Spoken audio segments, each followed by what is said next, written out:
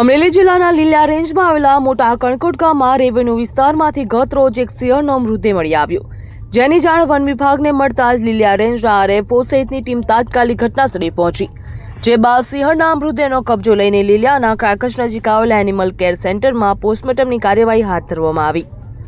PM કર્યા બાદ મૃતદેહના નમૂના એકત્રિત કરીને વધુ પરીક્ષણ માટે મોકલવામાં આવ્યા. સિંહણના મૃત્યુના ચોક્કસ કારણો જાણવા માટે વન વિભાગની ટીમ દ્વારા સ્થળ ઉપર ઊંડાણપૂર્વક તપાસ કરવામાં આવી રહી છે, તેમજ સ્થાનિક ખેડૂતોની પણ પૂછપરછ કરવામાં આવી રહી છે. લીલિયાના નાના કણકોટ ગામે સિંહણના મૃતદેહના મામલે લાયન નેચર ફાઉન્ડેશનના પ્રમુખ નાથાલાલ સુખડિયાની પ્રતિક્રિયા સામે આવી.